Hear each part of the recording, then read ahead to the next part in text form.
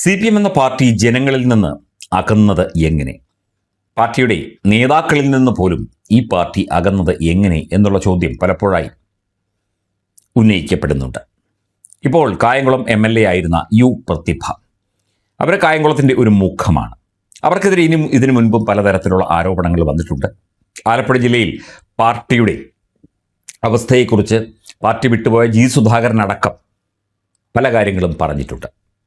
അവിടെ H സലാം, അതുപോലെ തന്നെ സജി ചെറിയാൻ, നാസർ എന്നീ 3 പേരിൽ പാർട്ടി ഒതുങ്ങിയിരിക്കുന്നു. പ്രതിഭയെ മത്സരിപ്പിച്ചു, എന്നാലും അവർക്ക് വിജയിക്കാൻ സാധിച്ചില്ല. അപ്പോൾ അവർ ഉള്ള കാര്യങ്ങൾ വ്യക്തമായി പറഞ്ഞു. പല മേഖലകളിലും എനിക്കെതിരെ പല തരത്തിലുള്ള ക്രോസ് വോട്ടിംഗ് അടക്കം, അതുപോലെ വോട്ട് മറിക്കലടക്കം നടന്നു എന്നുള്ള സംശയം എനിക്കുണ്ട് എന്നുള്ള കാര്യം ഒരു പൊതുപ്രവർത്തക കൂടിയായ ഒരു മുൻ MLA ആയ ഒരു സ്ത്രീ തുറന്നു പറയുന്നു.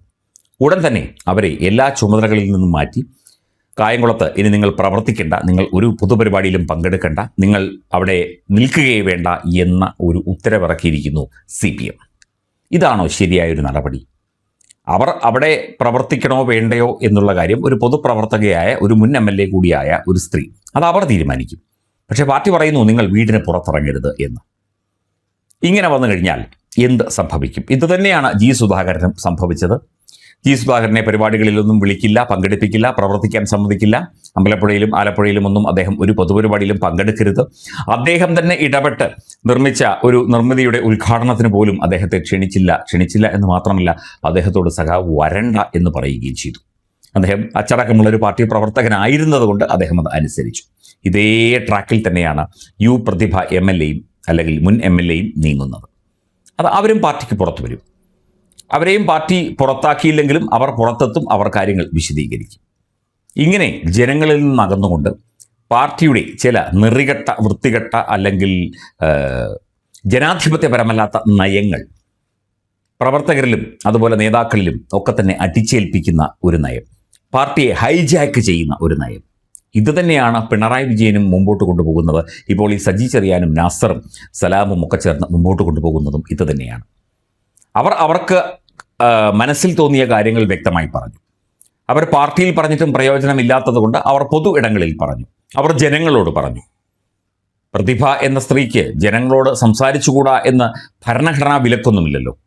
പക്ഷേ പാർട്ടി അതൊക്കെ വിലക്കുകയാണ്. ഒന്നും പറയാൻ പാടില്ല. പാർട്ടി പറയുന്നത് അതേപടി അനുസരിച്ച് കൊള്ളണം. പാർട്ടി പറയുന്നതിനപ്പുറം ഒന്നും പറയരുത്, ഒന്നും ചെയ്യരുത്. ഇതെന്ത് ജനാധിപത്യമാണ്? ഇത് ഏകാധിപത്യമല്ലേ? ഇത് ഏകാധിപത്യ ഭരണമല്ലേ? സ്വേച്ഛാധിപത്യമല്ലേ? ഇത് സ്റ്റാലിൻ്റെയും ഹിറ്റ്ലറിൻ്റെയും രീതിയല്ലേ? ഇത് ഇന്ദിരാഗാന്ധി അടിയന്തരാവസ്ഥ കാലത്ത് കാണിച്ച രീതിയല്ലേ? അത് തന്നെയല്ലേ CPM കേരളത്തിൽ നടപ്പിലാക്കിക്കൊണ്ടിരിക്കുന്നത്? വെറുതെയാണോ നേതാക്കൾ ഇറങ്ങി ഓടുന്നത്? അവർ ഓടി രക്ഷപ്പെടുകയാണ്.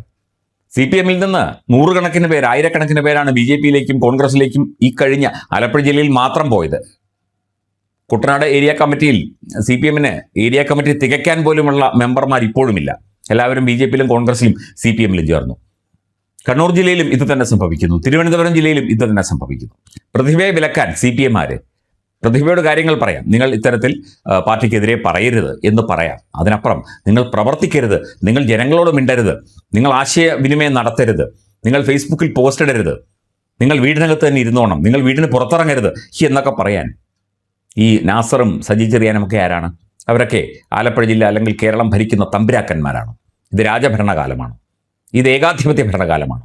ഇത് സ്റ്റാലിൻ്റെ കാലമാണ്? അല്ലല്ലോ. തീർച്ചയായിട്ടും യു പ്രതിഭ ഇതൊക്കെ മനസ്സിലാക്കി പാർട്ടിയിൽ നിന്ന് പുറത്തു വരണം.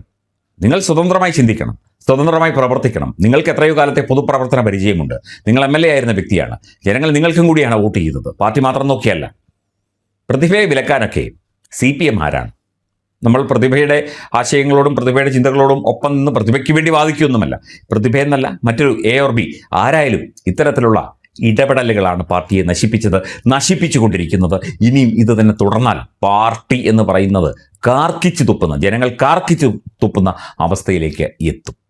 സംശയമില്ല അതിനകത്ത്.